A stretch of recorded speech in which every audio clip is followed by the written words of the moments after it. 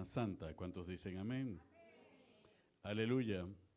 Y aunque celebramos mundialmente, toda la iglesia cristiana, indistintamente de la denominación, conmemora este viernes como el Viernes Santos, en recordatorio de la crucifixión de nuestro Señor Jesucristo. Amén. Gloria a Dios. Nosotros sabemos, conforme a la teología y a las investigaciones correspondientes, que en realidad en ese momento se celebró un gran sabbat, ¿okay? Que es la parte fundamental, y que ese gran sabbat cayó en lo que sería en nuestros calendarios solares un miércoles. Amén. Aleluya, para que el conteo de la resurrección de nuestro Señor Jesucristo en los 3 días pueda ser correcto, tendría que ser de esa manera, si no quedamos con un día y medio en el aire, si empezamos desde el viernes. Acuérdense que el calendario judío es un calendario lunar, no es un calendario solar. Y ese es el problema en la comprensión y en la interpretación de la palabra. Amén. Pero bien, vamos a irnos directamente a la carta a los Hebreos, en el capítulo 9 de la carta a los Hebreos, y el capítulo 10 de la carta a los Hebreos. Amén. Bendito el nombre del Señor.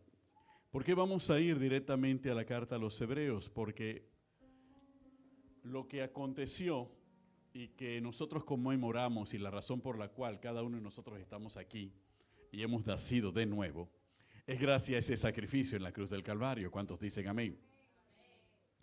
Pero cuando es necesario explicárselo al pueblo judío, y cuando es necesario también implicárnoslo a nosotros mismos y poder comprenderlo en toda la dimensión de lo que ello representó, la carta a los Hebreos nos es de una gran utilidad. Amén.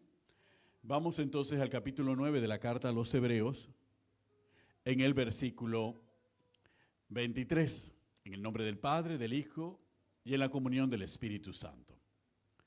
Fue pues necesario que las figuras de las cosas celestiales fuesen purificadas así, pero las cosas celestiales mismas con mejores sacrificios que estos.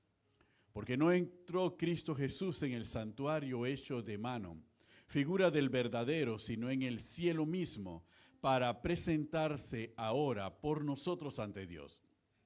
Y no para ofrecerse muchas veces como entra el sumo sacerdote en el lugar santísimo, cada año con sangre ajena. De otra manera le hubiere sido necesario padecer muchas veces desde el principio del mundo, pero ahora en la consumación de los siglos se presentó una vez para siempre por el sacrificio de sí mismo para quitar de en medio el pecado. Y de la manera que está establecido para los hombres que mueran una sola vez y después de esto el juicio, así también Cristo fue ofrecido una sola vez para llevar los pecados de muchos, y aparecerá por segunda vez sin relación con el pecado para salvar a los que le esperan. Bendito el nombre del Señor. Padre eterno, alabamos y glorificamos tu nombre y te damos gracias por tu palabra. Gracias, oh Dios, por el amor que has derramado sobre tu iglesia, Señor. Gracias, Señor, porque tú nos fortaleces y tú nos renuevas cada día, y porque tu misericordia y tu gracia es poderosa sobre tu pueblo. Oh Dios, úsanos en esta noche, Señor, para glorificarte una vez más. Cada vida y cada corazón, Señor, nos ponemos en disposición y en apertura de mente y de espíritu para ser formados e instruidos por ti. Abre pues los ojos de nuestro entendimiento y abre nuestros oídos espirituales, Señor, y pon en nosotros la voluntad de obedecerte y de actuar conforme a tu voluntad, Dios. En el nombre de Cristo Jesús, usa, Señor, esta vasija de barro como un instrumento de honra en tus manos para bendecir a tu pueblo. En el nombre de Jesús, amén y amén. Podemos sentarnos, iglesia.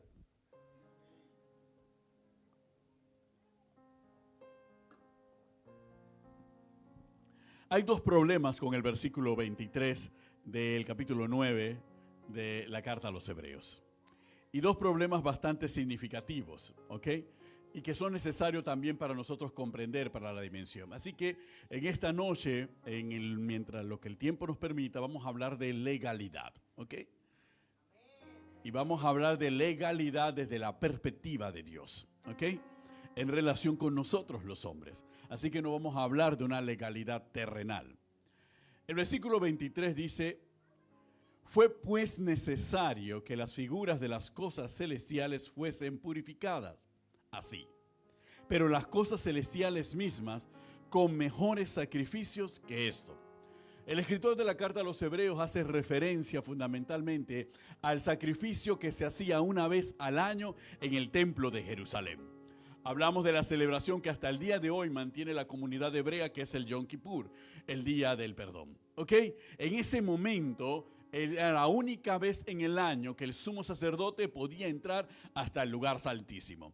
La palabra de Dios nos enseña que tenía que estar tan lleno de incienso el lugar santísimo que aún el sumo sacerdote entrando al lugar santísimo, debido al humo del incienso, no podía ver el propiciatorio. A pesar de que él había ofrecido sacrificio por sí mismo y había ofrecido sacrificio por el pecado del pueblo. A pesar de ello, necesitaba esas condiciones para poder entrar. Es decir, atravesar el velo que separaba el lugar santísimo del lugar santo. Solamente una vez al año. ¿Para qué? Para presentar sacrificio por el pecado del pueblo durante ese año. Y para presentar sacrificio también por los pecados propios de él como sumo sacerdote, porque independientemente de su rango y de su condición, también era un hombre y también era pecador. Amén.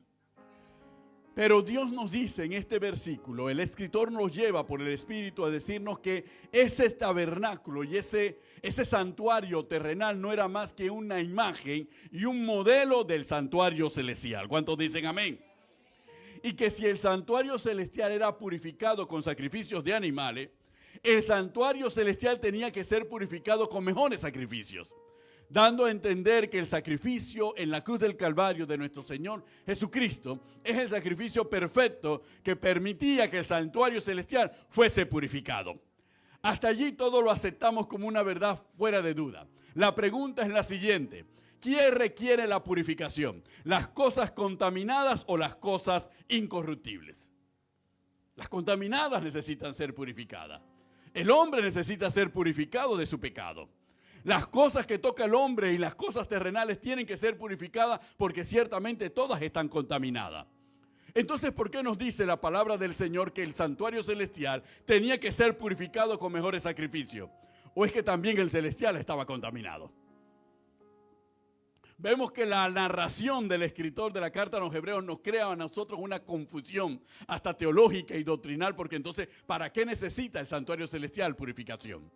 Pero es que el escritor no está hablando de que el santuario necesita una purificación por estar contaminado con el pecado. Nos está diciendo que el santuario necesitaba un sacrificio de sangre para que se pudiera abrir la puerta, el camino a la redención del hombre. Y que la sangre de los animales que se hacía en la tierra no era suficiente para lograr ese propósito ni ese objetivo. Era necesario un sacrificio perfecto, de un cordero perfecto, sin mancha, sin contaminación alguna. Era necesario que Dios mismo se hiciese hombre y se entregase voluntariamente en sacrificio. ¿Para qué? Para romper un concepto de legalidad. Nadie podía subir a la presencia de Dios. Nadie podía estar en la presencia de Dios. Nadie podía entrar en ese santuario celestial a menos que en la tierra se diese un sacrificio perfecto de un cordero perfecto venido del cielo. ¿Cuántos dicen amén? Para que tú y yo pudiésemos tener acceso a la presencia de Dios, para que la gracia del Señor se pudiese derramar sobre nosotros, para que la misericordia y el amor de Dios pudiese obrar entre nosotros, era necesario que Cristo Jesús entregara su vida en la cruz del Calvario. ¿Cuántos dicen amén? Porque hasta ese momento no había ningún derecho legal. Ningún hombre, ningún pueblo tenía ningún derecho legal a estar en la presencia del Señor. No podíamos ir a la presencia del Señor. Dios tenía que hablarle al hombre, guiar al hombre, pero a sabiendas de que el hombre no alcanzaría la perfección, ni borraría su pecado, a menos que Él mismo se encarnase para redimir al hombre de la maldición del pecado. ¿Cuántos dicen amén? Entonces eso era un elemento fundamental, y eso es un elemento vital de la legalidad del sacrificio de Cristo Jesús. Nos era necesario que ese sacrificio se hiciese. ¿Por qué razón? Porque ahí mismo lo dice el capítulo 10 de la carta a los Hebreos. Sacrificio y ofrenda no quisiste, mas me preparaste cuerpo. Holocaustos y expiaciones por el pecado no te agradaron. Entonces dije, he aquí que vengo, oh Dios, para hacer tu voluntad, como en el rollo del libro está escrito de mí. ¿Cuántos dicen amén? Bendito el nombre del Señor. Entonces Cristo vino a cumplir la palabra, una palabra que nos era necesaria. Si este sacrificio no se hubiese dado, nosotros viviríamos en eterna condenación. Nosotros viviríamos con un acta de los decretos que nos era contraria, caída sobre nuestras cabezas y pendiente sobre nuestras cabezas, esperando su ejecución.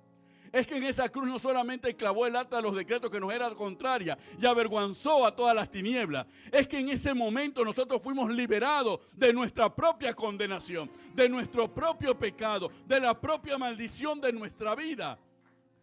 Entonces, si no se hubiese hecho ese acto de amor por la humanidad. ¿Cuántos dicen amén?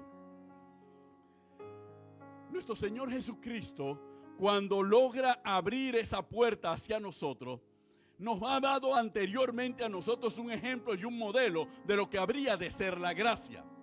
Cuando uno va al Antiguo Testamento, en Deuteronomio, desde Génesis o cuando vamos a Éxodo, cuando vamos a Número, cuando vamos a Levítico, nosotros nos damos cuenta de una particularidad con el tabernáculo en el desierto. Se instituyó el tabernáculo en el desierto, se instituyeron las festividades anuales y se estableció claramente que el sumo sacerdote, Aarón, solamente podía entrar una vez al año. Amén. Pero Moisés entraba cuando quería. Moisés no esperaba el Yom Kippur para entrar en el tabernáculo. Moisés entraba cuando Dios lo llamaba o cuando él tenía alguna inquietud y entraba en el tabernáculo. Pero Moisés no era el sumo sacerdote. Aunque era levita, no era el sumo sacerdote. Pero ¿cómo es posible que Moisés sí podía entrar cuando él quisiera? Y después de Moisés, ningún otro ser humano podía entrar en el tabernáculo, en el lugar santísimo, cuando le diese la gana. Ni profeta ni rey. Ninguno podía entrar. Solamente el sumo sacerdote. ¿Pero por qué Moisés sí lo podía hacer? Miren la grandeza de la palabra del Señor y cómo Dios nos le prefiguraba al pueblo de Israel y a la humanidad cómo habría de ser el Mesías. En el capítulo 18, versículo 18 de Deuteronomio, la palabra del Señor dice de la siguiente manera. Vamos a irnos a Deuteronomio, versículo 18 fundamentalmente. Dice la palabra del Señor de la siguiente manera. Versículo 18. Profeta de en medio de ti, de tus hermanos, como yo, te levantará Jehová, tu Dios, a él oiréis. Conforme a todo lo que pediste a Jehová, tu Dios. En Horeb, en el día de la asamblea, diciendo, no vuelva yo a oír la voz de Jehová, mi Dios, ni vea yo más este gran fuego para que no muera. Y Jehová me dijo, han hablado bien en lo que han dicho. Profeta les levantaré de en medio de sus hermanos, como tú, y pondré mis palabras en su boca, y él les hablará todo lo que yo le mandare. Mas a cualquiera que no oyere mis palabras, que él hablare en mi nombre, yo le pediré cuenta. Deuteronomio capítulo 18, versículo 18. Pero cuando nosotros nos vamos a Hechos de los Apóstoles, en el capítulo 3 de Hechos de los Apóstoles, nos dice la palabra del Señor de la siguiente manera en el versículo 22. El discurso de Pedro en el pórtico de Salomón. Porque Moisés dijo a los padres, el Señor vuestro Dios os levantará profeta de entre vuestros hermanos, como a mí, a él oiréis en todas las cosas que os hable. Y toda alma que no oiga a aquel profeta será desarraigada del pueblo. Y todos los profetas desde Samuel en adelante, cuantos han hablado, también han anunciado estos días. Vosotros sois los hijos de los profetas y del pacto que Dios hizo con nuestros padres, diciendo a Abraham: y en tu simiente serán benditas todas las familias de la tierra. A vosotros, primeramente, Dios, habiendo levantado a su Hijo, lo envió para que os bendijese, a fin de que cada uno se convierta de su maldad. ¿Cuántos dicen amén? Pedro le está diciendo al pueblo en el pórtico de Salomón: aquel que profetizó Moisés en Deuteronomio versículo 18 es aquel a quien crucificamos aquí en la tierra, aquí en Jerusalén. Es aquel el que Dios había prometido que habría de venir. Es aquel del que hablaron los profetas que habría de venir. Es aquel sobre el cual recae la promesa de Abraham para todo aquel que cree. ¿Cuántos dicen amén? Entonces Pedro le está explicando al pueblo, y es lo que recoge el escritor de la carta a los hebreos. Le está explicando al pueblo que Cristo Jesús es ese profeta prometido desde Deuteronomio. Y que Cristo Jesús es el cumplimiento de la promesa dada a Abraham. Y que Cristo Jesús es aquel al que anunciaron todos los profetas. Y que ese Cristo Jesús es el que nos ha hablado. Y lo dice al principio de la carta a los hebreos en el capítulo 1.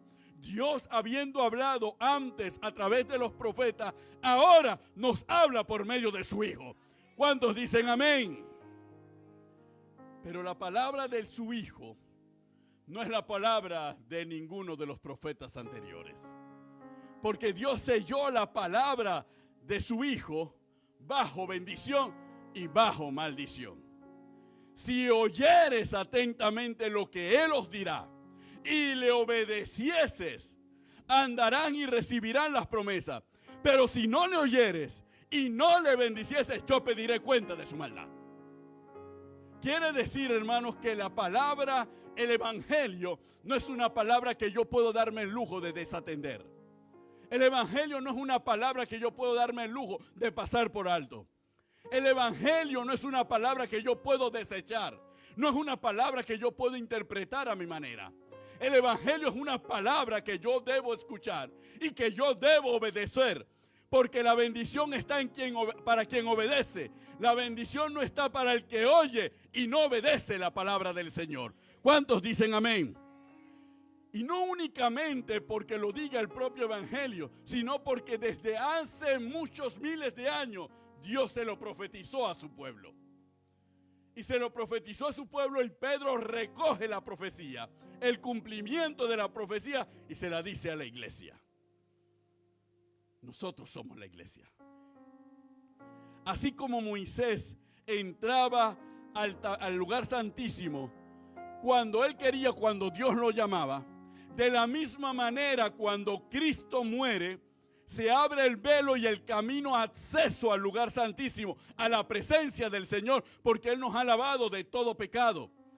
Así como Moisés entraba y salía porque era bajo la gracia de Dios, de la misma manera tú y yo entramos y salimos de la presencia del Señor porque estamos bajo la gracia de Dios. Algo inconcebible para los judíos y para los hebreos, que podía existir una gracia de esa naturaleza.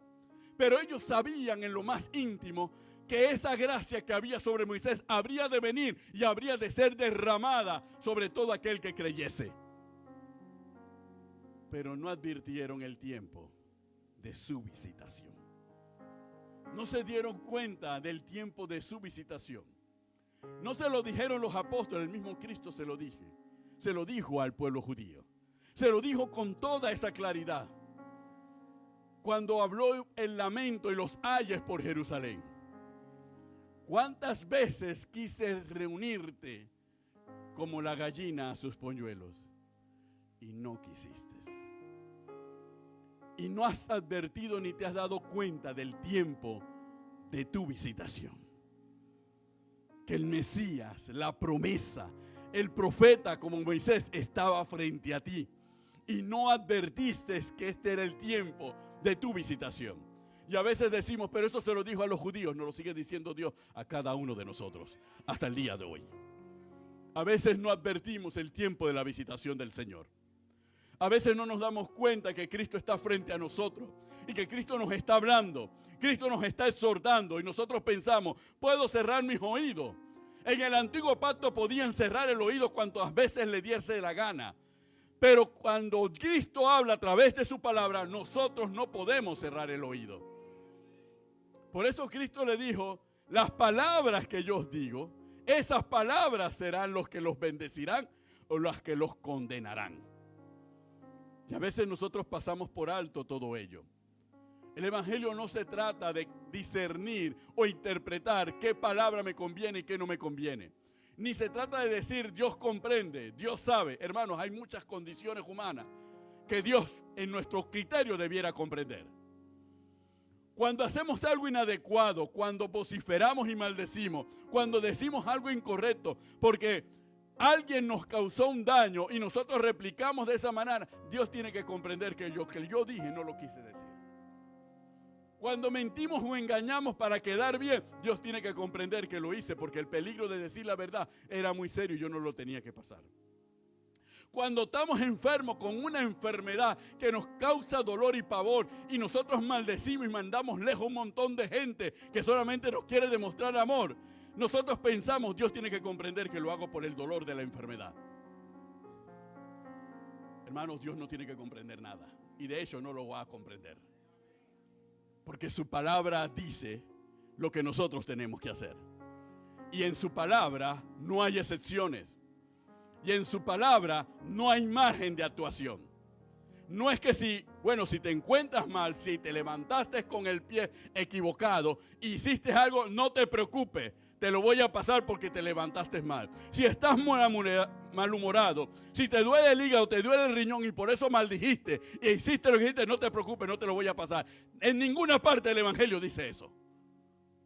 Lo que significa que aún con dolor tenemos que amarle, que aún con sufrimiento tenemos que servirle, que aún lo que pagamos, aunque nos boten del trabajo, aunque la empresa quiebre, tenemos que seguir obedeciéndole. Porque no hay excepciones delante de Dios. La obediencia a la palabra tiene que ser perfecta. Y cuando hablamos de que tiene que ser perfecta, es que la intención de nuestro corazón tiene que ser movida siempre a obedecerle a Él. Y es lo que se llama integridad. Siempre movida a obedecer su palabra. Aunque nos cueste y aunque nos duela. Aunque yo lo amo mucho o la amo mucho, no voy a hacer lo que Dios dice porque eso va en contra de mi amor. A Dios no le interesa porque el primer amor debe ser Él. ¿Cuántos dicen amén? Y si Él es el primer amor, todos los demás amores que tengamos se tienen que alinear al primer y único amor que sustenta toda la vida y toda nuestra existencia. Y a quien nos debemos, Cristo Jesús le lo dijo en el Evangelio, ¿a quién se debe temer? ¿A quién se debe temer? ¿Al diablo? ¿A quién se debe temer? ¿A Asmodeo? ¿A Batalá? ¿A Yemayá? ¿A Basusu? ¿A quién se debe temer? Se debe temer al que tiene el poder de destruir el cuerpo y a destruir el alma en el infierno. A ese es a quien se debe tener. Y solamente hay uno que tiene ese poder. Es el Dios Todopoderoso. ¿Cuántos dicen amén? Aleluya. Saben que a lo largo de mi vida siempre me he enfrentado a situaciones difíciles. Y a veces hasta imposible salir de estas situaciones. Y a todos nos viene el miedo. Y la razón nos dice, esto es peligroso. Ahora sí la regaste. Ahora sí acabaste con todo. Y cuando yo llegaba a la casa, y todavía aún en la noche, me arrodillo ante el único que puede escucharme. Y me hago una pregunta. Señor, líbrame de este miedo y de este temor. Y recuerdo siempre esa parte del Evangelio. Hay dos partes del Evangelio que yo siempre recordé desde niño, desde la primera vez que leí. ¿A quién debo temer? A Dios Todopoderoso. ¿Y quién es mi maestro? El Señor es mi maestro. Entonces, cuando esas dos palabras han sido las que me han salvado de un montón de situaciones. ¿A quién debo temer? A Dios. Entonces, tengo que alinearme a la voluntad de Dios. Porque es peor caer en las manos de Dios que caer en las manos de cualquier ser humano. Porque Él tiene poder para acabar con mi vida y para condenarme al infierno. pero ningún ser humano podrá tener para acabar con mi vida, para pisotear mi vida, pero mi alma le pertenece al Señor. ¿Cuántos dicen amén? Aleluya. Por eso muchas veces nosotros tenemos que reconsiderar en este tiempo de Semana Santa. Sí, hay mucha maldad que se prepara en Semana Santa y por eso estamos orando y por eso reprendemos. Pero más que orar y más que reprender, también tenemos que buscar, Señor, ¿te estoy obedeciendo? ¿Estoy haciendo tu palabra? ¿Realmente estoy parado en ti, que eres la roca? ¿O estoy parado en la arena? Y estoy gritando y estoy diciendo, Señor, líbrame, cuando yo estoy parado en la arena, porque decidí pararme en la arena. Entonces yo tengo que pararme en la roca, y pararme en la roca es oír y obedecer la palabra y ponerla por obra. Ahí estoy parado en la roca. Los brujos, los hechiceros y todos aquellos que sirven a las tinieblas pueden hacer y querer hacer contra los cristianos lo que les da la gana. Pero mientras estemos parados en la roca, es la roca la que va a pelear por nosotros. ¿Cuántos dicen amén? Aleluya, bendito el nombre del Señor.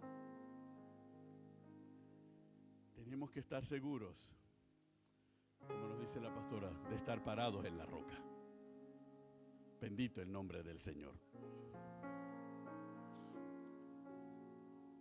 Para una época como esta, hacia el mes de febrero del año 2019, yo recibí este sobre después de una invitación del apóstol Ruiz al Tabernáculo de la Fe a predicar en la fiesta santa contra la fiesta pagana. El sobre tiene todo el nombre del Ministerio del Espíritu con Gloria, Tabernáculo de la Fe, etcétera, etcétera, en los teléfonos y el apartado postal. Pero dice lo siguiente: licenciado Benito Cañate, pastor de Jesucristo, ofrenda. Este es el mejor trabajo de un ser humano.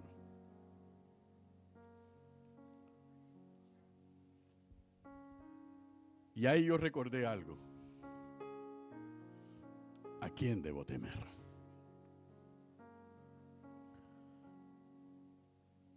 Cuando él me entregó ese sobre, yo inmediatamente dije, ¿a quién debo temer? ¿Y por qué, pastor? Porque en ese momento yo estaba aquí en la cumbre secular. Y yo dije, pero si quien me llama es aquel a quien yo debo temer, entonces yo no tengo más opción que hacer lo que aquel a quien yo debo temer me ha mandado a hacer. No importa lo demás. Y la angustia y la desesperación en esa circunstancia es, ¿y ahora cómo vamos a vivir? ¿Y ahora quién nos va a sostener? Pues tendrá que ser aquel a quien se debe temer.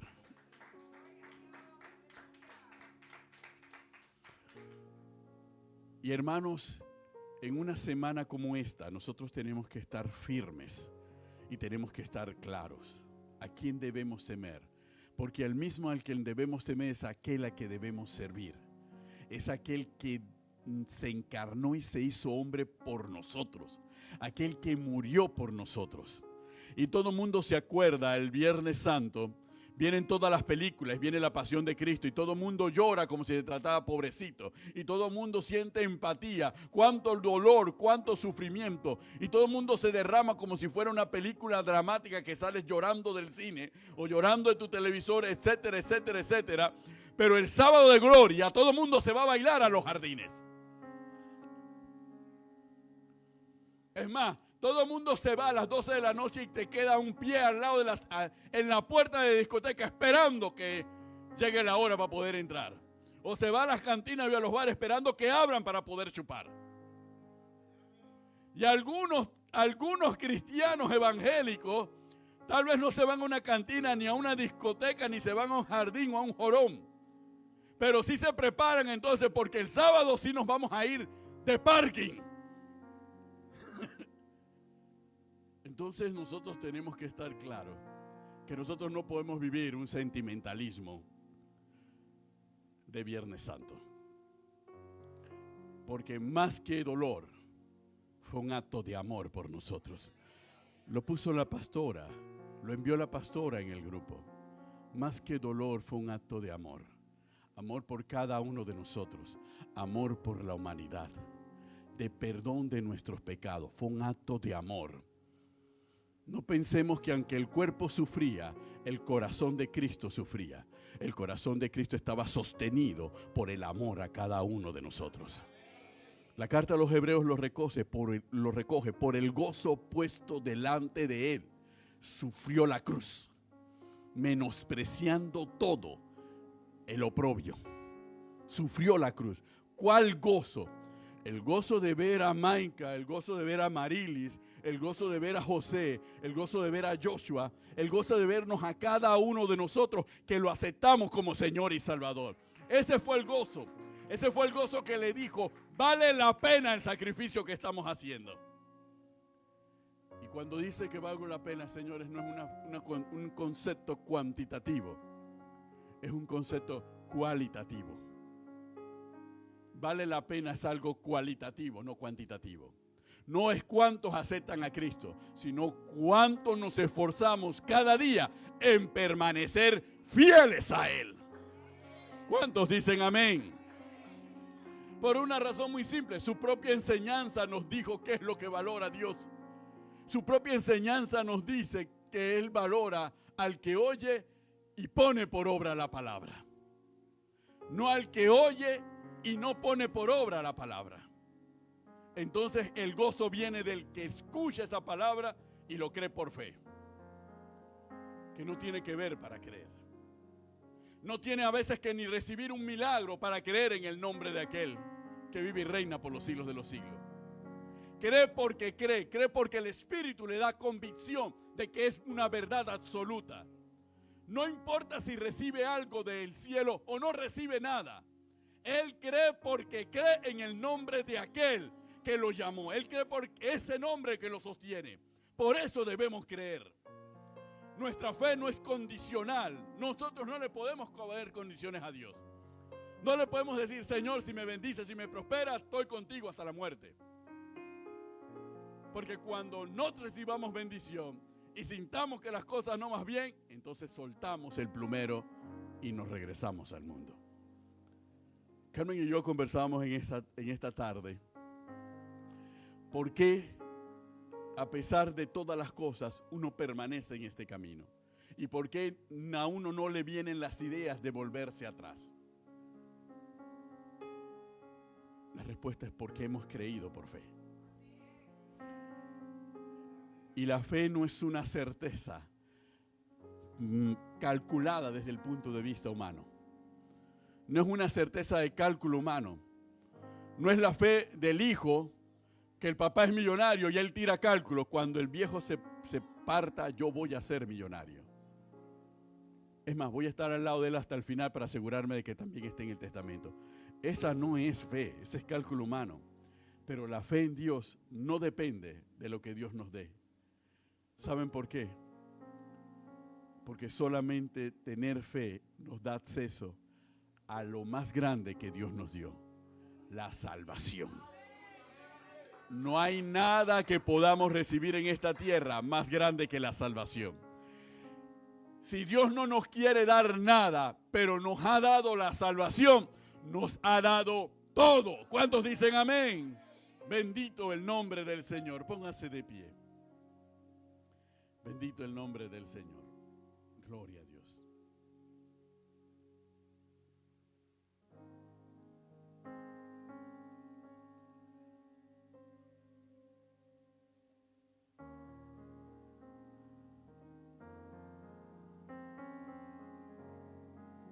Vamos a orar. Señor y Dios Padre Todopoderoso.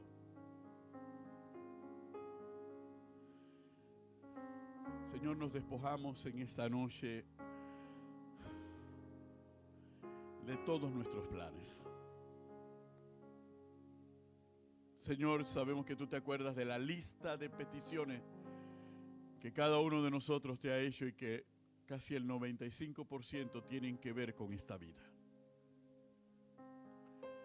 Señor, hoy queremos que te olvides de esa lista. Hoy estamos aquí para darte las gracias. Gracias, Señor, porque todos nosotros éramos muertos. Todos nosotros estábamos condenados. Aunque no podemos dimensionar la muerte espiritual en que andábamos, ni podemos dimensionar la condenación que pesaba sobre nosotros en esta vida y lo que significaría la vida eterna en condenación. Oh Dios, pero gracias. Gracias por amarnos aunque te desconocíamos. Gracias por amarnos aunque no sabíamos de ti. Gracias por amarnos y por tenernos paciencia por las muchas veces que cerramos nuestros oídos a tu voz y a tu llamado. Gracias por amarnos a pesar de las veces que contra ti pecamos, Señor. Que contra ti actuamos pensando que vivíamos nuestra vida, Señor, cuando en realidad solamente estábamos agregando más condenación a la misma. Gracias, oh Dios, gracias por tu misericordia. Ninguno de los que estamos aquí la merecemos. Ni aquellos que se jactan de haber tenido vidas correctas, ni aquellos que también se jactan de haber tenido vidas oscuras. Tanto los unos como los otros, sin ti, oh Cristo, estábamos condenados. Gracias, Señor. Esta semana que inicia es una semana para darte gracias, pero no una gracia que no signifique una transformación de nuestro corazón y de nuestra manera de vivir, sino una gracia, Señor, que se debe manifestar y expresar en nuestro cambio de actitud, en el cambio definitivo de nuestra manera de vivir, nuestra manera de pensar y nuestra manera de sentir, Dios. Gracias, Cristo, porque sin ti no tendríamos ninguna esperanza.